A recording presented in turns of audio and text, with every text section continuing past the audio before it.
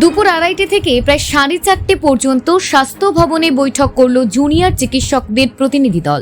তবে সেই বৈঠকে ইতিবাচক নয়, স্বাস্থ্য ভবন থেকে বেরিয়ে স্পষ্ট জানালেন আন্দোলনকারীরা। সন্দীপ ঘোষের বদলির সিদ্ধান্ত বাতিল সহ 4 দফা দাবি জানিয়ে স্বাস্থ্য ভবনে আধিকারিকদের ডেপুটেশন জমা দেন তারা, কিন্তু সেই দাবি মানতে গড়িমসি করছে স্বাস্থ্য দপ্তর, এমনই অভিযোগ তুললেন চিকিৎসকেরা। স্বাস্থ্য ভবন থেকে বেরিয়ে জানালেন বৈঠকে তারা হতাশ। আন্দোলনকারীদের কথায়, আমরা প্রথম দিন থেকে স্বাস্থ্য ভবনের কাছে কয়েকটা দাবি জানিয়ে আসছি, এখানে আমরা বিচার চাইতে আসিনি। আদালতের নির্দেশে তদন্ত চলছে, বৃহস্পতিবার সিবিআইকে উত্তর দিতে বলেছে। তবে আমরা স্বাস্থ্য ভবনে এসেছিলাম কিছু নির্দিষ্ট দাবি নিয়ে। আমরা 1 ঘন্টা সময় দিয়েছিলাম, কিন্তু ওনারা মৌখিকভাবে জানিয়েছেন বিষয়টা ভেবে দেখবেন। কোনো আশ্বাস পাইনি। আমরা আমাদের আন্দোলন চালিয়ে যাব। Bureau report, news prime Times. আমরা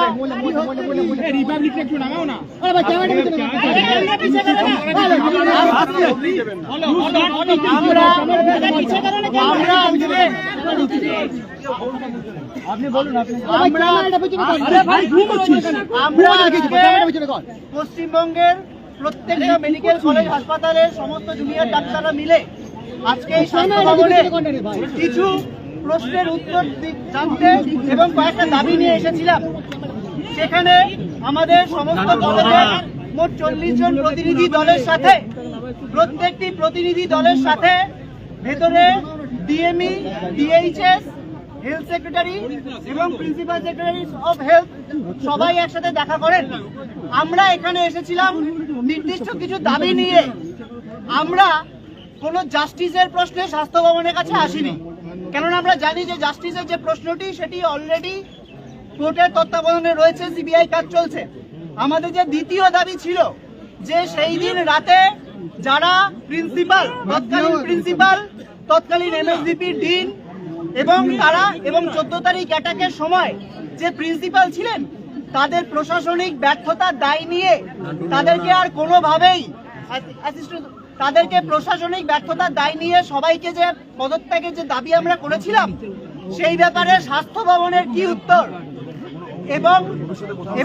এবং ভবিষ্যতে তাদের যাতে কোনোভাবেই কোনো জায়গাকার প্রশাসনিক কোনো পদে না রাখা হয়, তার যে ন্যায্য দাবি আমরা প্রথম দিন থেকে রেখে এসেছি সেটি আমরা রাখি। খুব আশ্চর্যজনকভাবে প্রথমে জানানো হয় যে এই দাবিগুলো প্রথম যে তারা নোট ডাউন করলেন যে হ্যাঁ আচ্ছা প্রথম তাহলে তোমাদের কথা আমরা কনসিডার করছি। আমরা বলি যে আমরা 1 ঘন্টা সময় দিচ্ছি, আপনারা প্লিজ নিজেরা আলোচনা করুন। এবং বর্তমান প্রিন্সিপাল আজি করে বর্তমান প্রিন্সিপাল সুরিতা পাল, যিনি দায়িত্ব এড়িয়ে যাচ্ছেন, 14 তারিখের প্ল্যান মব অ্যাটাকের পর তিনি আর হসপিটালে আসছেন না। আমাদের অভিভাবক যিনি আসছেন না, অথচ আমাদের জুনিয়র ডাক্তাররা বলছেন যে তোমরা তো সেফ, তোমরা এসো।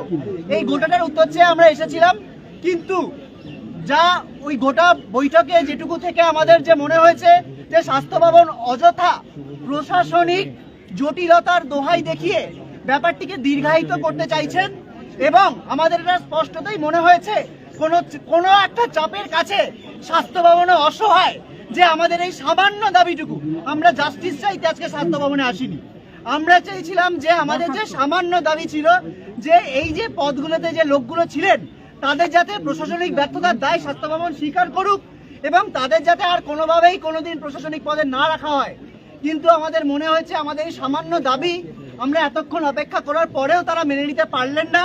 ওনারা ভার্বাল অ্যাসিউরেন্স দিয়েছেন যে দেখছি, দেখব, কিন্তু আমাদের মনে হয়েছে যে স্বাস্থ্য ভবন কোনো একটা ভাবে অসহায়। তো আজকে আমরা স্বাস্থ্য ভবনের সাথে এই বৈঠকে অত্যন্ত হতাশ, এবং আমরা বারবার জানাতে চাইছি আমাদের ন্যায় বিচারের যে আন্দোলন, সেই আন্দোলন কিন্তু আমরা একইভাবে চালিয়ে যাব। পরবর্তী কি পদক্ষেপ কি সিদ্ধান্ত নেবেন? আপনারা 1 ঘন্টা আলটিমেটাম দিয়েছিলেন, তাদেরকে পদ থেকে সরানো বা অপসারণের। আমরা 1 ঘন্টা আলটিমেটাম পদত্যাগ দিয়েছিলাম, ওনারা বলেছিলেন আমরা দেখছি। আমরা 1 ঘন্টা পর দেখলাম কোনো সদুত্তর তারা দিতে পারছেন না। আমরা এখান থেকে বেরিয়ে এসেছি। আমাদের মনে হয়েছে ওখানে আরো বেশি আলোচনা করে দীর্ঘায়িত করা আমাদের আন্দোলনের সময় নষ্ট। আমাদের মনে হচ্ছে এই যে আজকে আমরা এত 5000-6000 ডাক্তাররা মিলে এলাম এবং তাদের রিপ্রেজেন্টেটিভরা ভেতরে এলাম, এবং মানে আমরা জানি এর আগে অনেক কিছু দাবি, যেমন আমাদের প্রিন্সিপাল ছিলেন উনি রিজাইন করলেন, তাকে মানে 4 ঘন্টার মধ্যে অন্য একটি কলেজের প্রিন্সিপাল করে দিলেন, কিন্তু অথচ এই ক্ষেত্রে আমরা যে ছোট ছোট দাবিগুলো নিয়ে এসেছি সেইগুলো ওনাদের মানতে এত সময়, এত প্রশাসনিক জটিলতা কেন আমরা বুঝতে পারলাম না।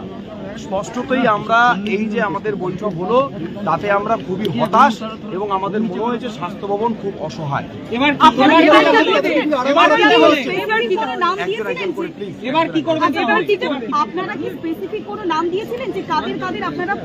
আমাদের দাবিগুলো যদি দেখেন সেই দাবিতে পরিষ্কার লেখা আছে যে আমরা কি কি চাই, সেগুলো লেখা আছে এবং এটার সাথে আমাদের আন্দোলনের কিন্তু কোনো যোগ নেই। আমাদের আন্দোলনের যে মূল দাবি জাস্টিস, সেইটা চাইতে কিন্তু আমরা এখানে আসিনি। এটা গেল প্রথম কথা। তাই এখানে কি সিদ্ধান্ত হলো সেই অনুযায়ী আমাদের আন্দোলন কিভাবে চলবে তার উপর নির্ভর করছে না।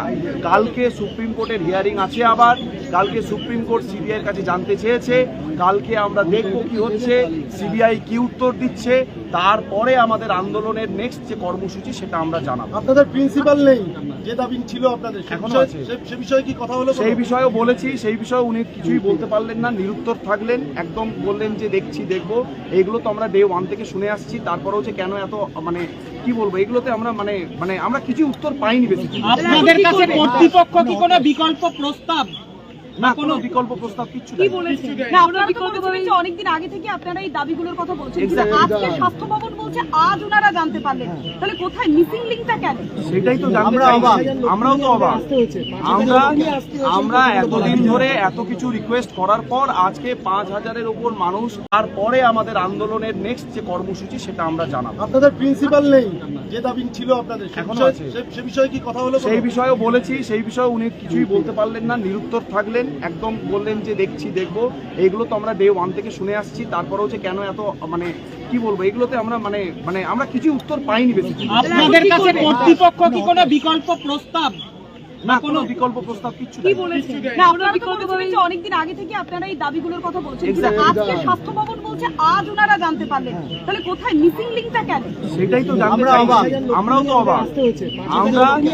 আমরা এতদিন ধরে এত কিছু রিকোয়েস্ট করার পর আজকে 5000-এর উপর মানুষ নয়, বেশিরভাগই ডাক্তার আছেন, কিন্তু সাধারণ মানুষও আছেন, তারা যে এই 3 কিলোমিটার 3.5 কিলোমিটার হেঁটে হেঁটে এখানে এলাম, তাহলে আমাদের কি হলো? আমরা তো খুব ছোট্ট কিছু দাবি নিয়ে এসেছিলাম, মহামান্য মানে এমন কিছু তো দাবি নিয়ে আসেনি যে আমাদেরকে এইটা করে দিতে হবে, ওইটা করে দিতে হবে। এই দাবিগুলো আমাদের প্রথম থেকে খুব ক্লিয়ার, যেখানে 4 ঘন্টার মধ্যে একটা অর্ডার পাস হয়ে যেতে পারে, যেখানে খুব ইমিডিয়েটলি বিভিন্ন প্রফেসরকে ট্রান্সফার করিয়ে আবার সেই ট্রান্সফারের অর্ডার উইথড্র করে নেওয়া যেতে পারে, তাহলে এই ছোট্ট ছোট্ট কিছু দাবি মানতে এত সময় কেন আমরা বুঝতে পারলাম না। স্পষ্টতই আমরা খুবই হতাশ এবং আমরা মনে করি আমাদের এই আন্দোলনে যারা আছেন আপনারা সবাই, আমার মনে হয় যে স্বাস্থ্য ভবন খুব অসহায়। আপনারা প্রিন্সিপালকে ট্রান্সফার করার সঙ্গে সঙ্গে পরবর্তী পদক্ষেপ কি হবে? নতুন প্রিন্সিপাল তিনি কোনো কথা বলছেন না, আপনারা বলছেন যে কোনো চাপের কাছে নথি স্বীকার করছে স্বাস্থ্য ভবন। কোন চাপ? সেটা আপনারা স্বাস্থ্য ভবনকে জিজ্ঞেস করুন, সেটা আপনারা স্বাস্থ্য ভবনকে প্রশ্ন করুন।